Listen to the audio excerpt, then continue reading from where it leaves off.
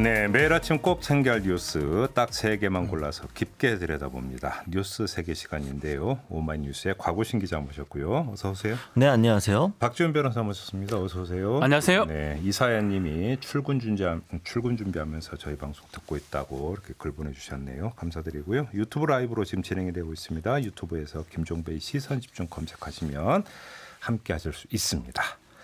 자, 첫 뉴스 가볼까요? 네, 위안부 피해자 이용수 할머니가 25일 기자회견을 열었습니다. 지난 7일 기자회견에 이어 두 번째죠.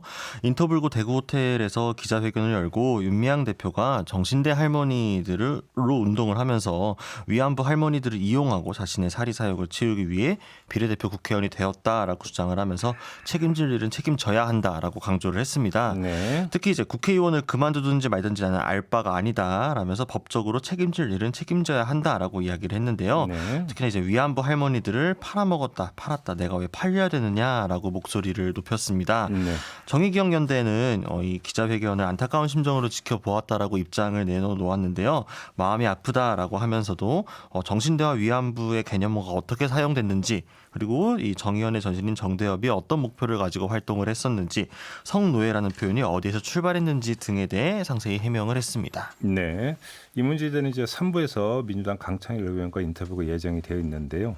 좀 따로 떼어서 한번 좀 살펴봐야 되는 게 이용수 할머니의 기자회견 이후에 정당들의 움직임 아니겠습니까? 일단 민주당은 어떤 반응 보였어요? 네, 상당히 좀 짤막한 반응을 보았습니다. 네. 서면 브리핑을 이제 강훈식 수석 대변인이 내어놓았는데요. 네. 윤미향 당선인에 대해서는 검찰의 수사가 진행되고 있는 만큼 그 결과를 지켜보고 입장을 결정할 것이라면서 정의기억연대가 적극 해소해 나가야 된다. 또 이번 논란으로 위안부 인권운동의 대의와 역사가 훼손돼서는 안 된다. 사실상 좀 원론적인 입장을 다시 한번 밝힌 셈입니다. 네, 미래통합당은요?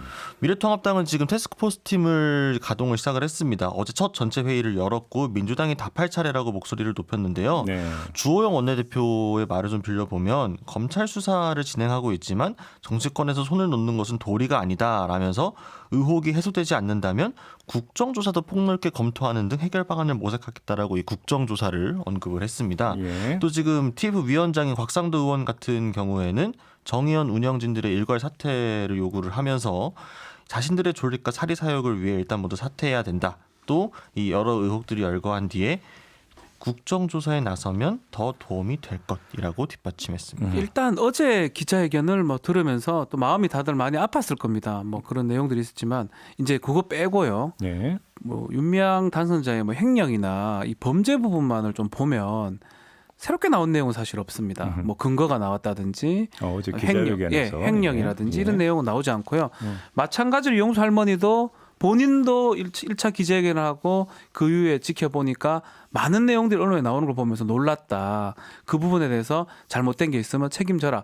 어쩌면 원칙적인 얘기를 한 거거든요. 나머지 부분은 정신대 문제, 개념 문제라든지 이거는 다른 문제고 또 네. 모금하는 과정을 좀 얘기를 하면서 좀 억울했던 부분 얘기한 건 다른 문제고 그렇기 때문에 사실상 아직까지 뭔가 이 기자회견을 통해서 뭔가 크게 법적인 어떤 근거라든지 문제점이 드러났다고 보기는 좀 어렵고요. 네.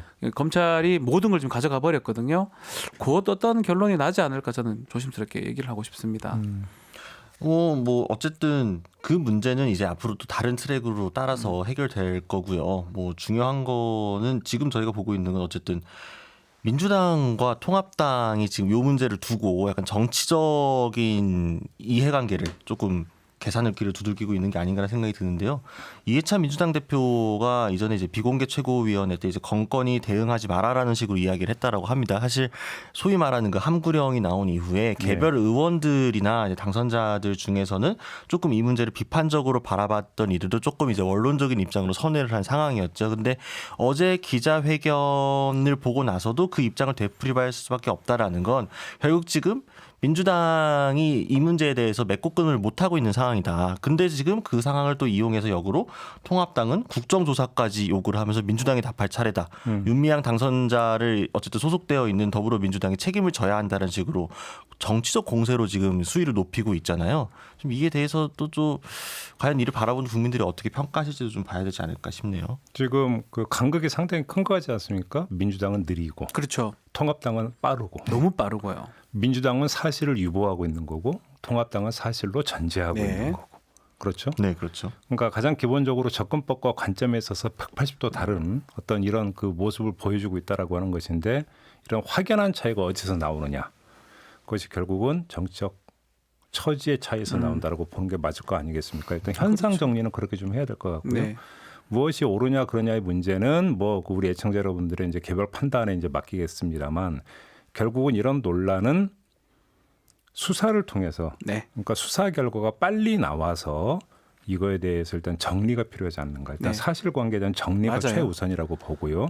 그다음에 어떤 그 활동 내용에 대한 평가라든지 이런 부분들 같은 경우는 사람들의 관점과 가치관에 따라서 이제 그 가치 판단의 영역이기 때문에 뭐 달리할 수 있다 하더라고요. 혼동이 자꾸 돼요. 기자회견 2차 기자회견 또 다른 얘기 안 나오는데도 그럼에도 불구하고 왠지 정의영 활동이 대부분 불법이었고 위법이었던 것처럼 이렇게 생각 들게 만들거든요. 네. 뭐 미래통합당이 그런 얘기 했다는 게 아니고 국정조사를 한다는 것 자체가 정의연 자체가 잘못된 것처럼 비춰질 뉘앙스가 있습니다. 그 활동 자체가 30년 활동 자체가 완전히 무색해질 수 있는데 그 부분하고 네. 범죄 부분하고는 완전 다른 부분입니다. 그렇죠. 그래서 그게 지금 사실은 좀 알고 접근을 해야 될 것 같습니다. 알겠습니다.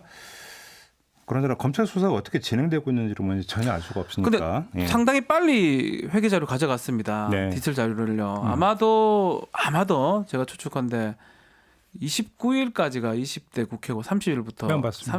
21대입니다. 저는 뭐 조심스럽게 그 전에 뭔가 그러니까 이번 주 안으로 뭔가 결론이 날 것 같다는 생각이 좀 듭니다. 그리고 어제 이제 재미난 게 민주당에서 나온 게 이제 윤미향 당선인이 뭐 29일 전에 네. 뭐 종합적인 입장 표명이 있지 않겠느냐라는 이야기가 또 나왔죠. 그렇죠. 민주당에서. 그래서 이제 이번 주 안에 그런 검찰과 윤미향 당선인 양쪽의 어떤 뭐라고 할까 입장이 정리가 된 내지 조사가 정리된 결과가 나올 거냐. 그렇죠. 이게 좀 아마 좀 관심사가 될 것 같습니다. 좀 더 기다려 봐야 될 것 같고요. 자, 다음 뉴스로 넘어가죠. 네, 홍준표 자유한국당 전 대표가 페이스북을 통해서 상당히 좀 묘한 글을 남겼습니다. 네. 선거에는 완승 완패가 있어도 정치적 논쟁이나 투쟁에는 완승 완패라는 게 없다. 언제나 자신이 입을 정치적 상처를 각오하고 정치적 논쟁을 시작하거나 정치적 투쟁을 시작해야 된다라고 썼는데요. 네. 이어서 그래서 육참 골단이라는 목표가 정치적 논쟁이나 투쟁의 최종 기착점이 될 수밖에 없고 그만큼 이기더라도 자신도 상처를 입기 마련이다라고 적었는데요. 네. 최선의 방책은 싸우지 않고 이기는 길을 찾는 것이라며 손자병법에는 그렇게 나와 있지만 그 길은 정말 쉽지 않는 길이다라고 포스팅을 마쳤는데요. 네. 결국 이 최근 홍준표 전 대표가 계속해서 김종인 비대위 체제에 반대를 하면서 김종인 애정자를 향해서 좀 비판을 계속했었는데 네. 이 김종인 비대위로 확정이 되고 나서 약간 조금 의미심장한 또 다양한 여지로 해석이 가능한 글을 올려서 좀 화제가 됐습니다. 뭐 의미가 음. 그렇죠. 이제는 비대위원장 모든 권한이 글로 가버렸습니다. 네. 가기 전까지는 뭔가 뭐 어떻게든 할 수 있었는데 뉘앙스가 바뀐 것 같아요. 장제원 의원 같은 경우도 SNS 제가 좀 보니까 처음에는 비대위 체제 반대한다. 무슨 신탁 통치냐 뭐 이런 얘기 하다가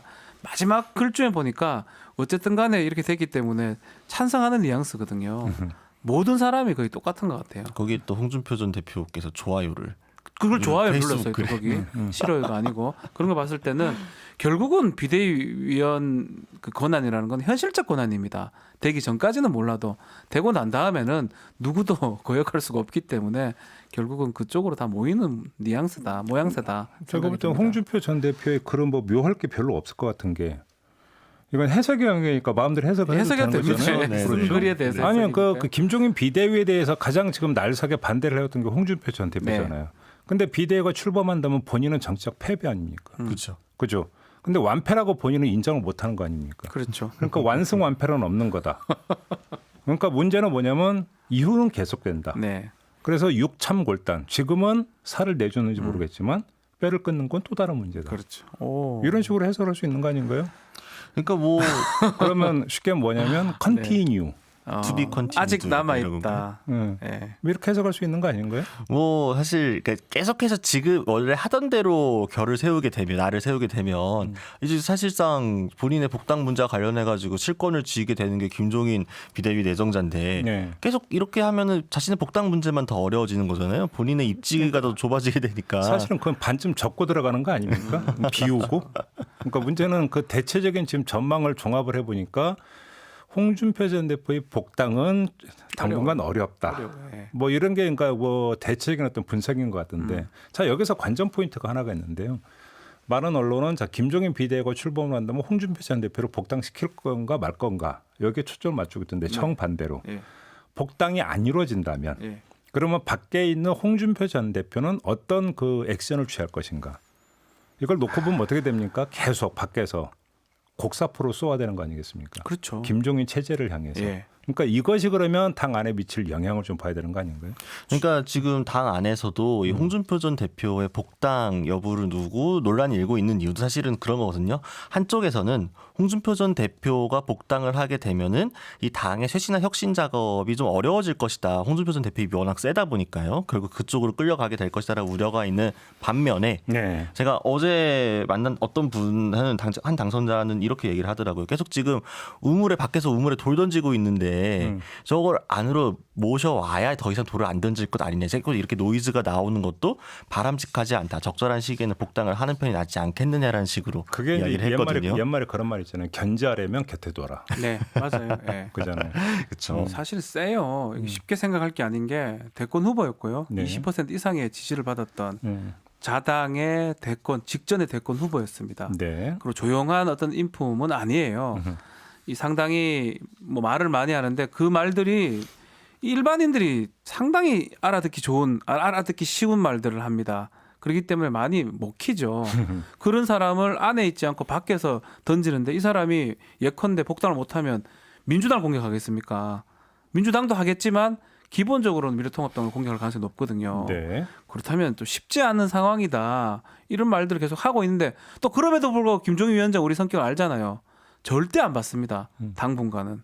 그래서 장본관은 자중질환 아닌 자중질환이 계속 일어날 것 같다는 생각이 좀 듭니다. 그러니까 이렇게 본다면 관전 포인트는 내응 네. 안에서 이제 응하는 세력이 있느냐 없느냐. 네. 이게 결국은 이제 그 앞으로 이제 지켜봐야 되는 포인트라고 봐야 되지 제가 한번 않겠습니까? 여쭤봤어요. 우리 친홍파가 있냐? 뭐 제가 인터뷰를 좀 하면서 물어보니까 없지 않냐고 제가 얘기하니까 10명 이상 있다고 자꾸 본인은 얘기를 누가요? 그 제가 그런 누가 얘기를? 있냐고 한 명으로 대박하게 얘기를 못 한다고 하는데 되게 많다는 식으로 얘기를 하긴 합니다. 제가 볼 때는 여기서 내응은 그러니까 그러니까 주체는 친홍파가 아니라 반김파라고 봐야 되는 게 지금 왜냐하면 김종인 비대위 그쵸. 출범에 대해서 반대하는 어떤 그 인물들이 몇몇 있었죠. 뭐 자강론자들요. 대체고 자강론자들. 결국 네. 이제 홍준표 전 대표가 만약에 밖에서 계속 공격을 해올 경우에 어떤 김종인 비대위에 대해서 이제 사실은 반대 기조를 유지해왔던 사람들이 내응을 한다면 네. 문제가 계속 복잡해질 수 있다 이 그쵸. 이야기가 되는 그게 거죠. 제게 가장 뭐 현실적으로 어려운 부분이겠죠. 근데 또 홍준표 전 대표께서 처음부터 김종인 비대위를 반대한 건 아니었잖아요. 처음엔 좀 처음에는 되게 좋아했어요. 우호적이었잖아요. 되게 네. 좋아했어요. 그러니까 뭐 애초부터 아주 일관되게 무조건 반대하신 게 아니라 그 40대 대선 주자로 나오면서 약간 방향을 선회하신 게 있어가지고 네.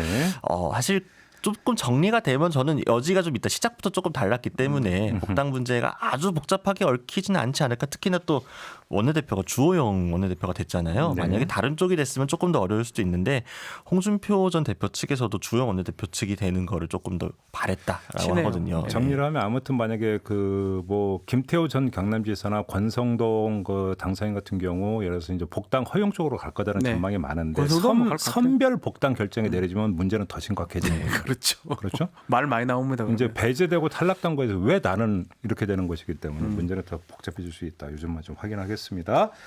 자 마지막 뉴스로 넘어가죠. 네, 오늘부터 마스크를 쓰지 않은 승객은 버스, 택시, 전철 등 대중교통 탑승이 제한됩니다. 승차가 거부될 수도 있습니다. 네.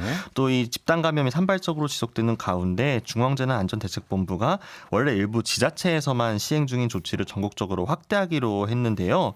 사실 지금도 이 대중교통 이용 시에 운수 종사자나 이용 승객에게 마스크를 착용하도록 안내는 하고 있는데 네. 지금 기온이 좀 오르면서 마스크를 착용하지 않는 인원이 늘다 보니까 어허.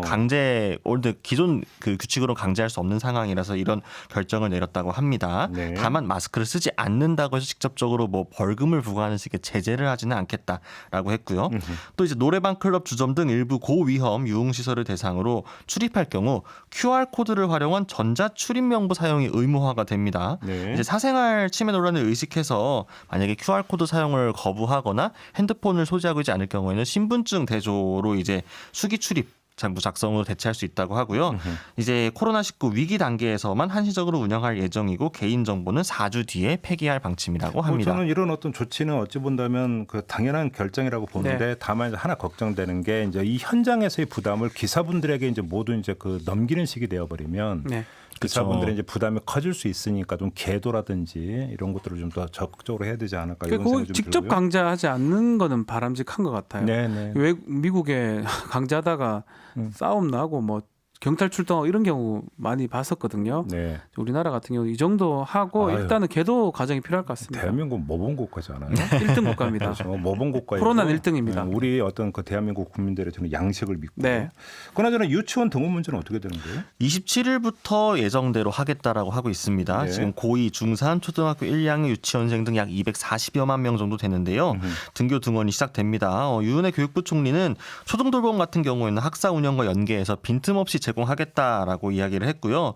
또 이 돌봄 지원이 없어지지 않을 것이라고 좀 다짐을 했습니다. 특히나 이 6월 한 달에 등교 수업 지원해달로 지정해 운영하면서 유치원, 초중고 특수학교에 교육 지원 인력 3만여 명을 배치하겠다 이런 계획도 좀 밝혔습니다. 네. 예, 다만 지금 등교 인원 전체적으로 3분의 2 이하로 유지할 방침이고요. 3분의 1은 온라인 원격 수업을 병행하도록 시도교육청에 권고를 해서 너무 지금 학생이 몰리지 않도록 하겠다고 하고 있고요. 네. 정세균 국무총리도 교육당국의 노력을 거듭 당부하면서 모두의 노력이 어느 때보다 필요한 시기라면서 최선을 다해 준비하고 수시로 현장의 문제를 짚어보겠다라고 SNS 통해 뭐 밝혔습니다. 여러 나라의 사례에서 확인되는 게 순간 방심은 그렇죠. 큰 문제를 불러일으킨다. 네. 한시도 방심을 해서는 안 된다. 요즘만 좀 확인을 해야 될 것 같습니다. 네. 학교가 저희 특히나 그 좀 중3짜리 이제 저희 아이도 이제 곧 등교를 하는데 네. 근데 그걸 보면서 제가 놀랐던 게 네. 등교인 듯 아닌 듯입니다. 지금 말한 것처럼 3분의 1, 3분의 2 유지 때문에 네. 가는 것도 아니고 안 가는 것도 아니고 근데 그게 바람직하지 않나 생각이 들어요.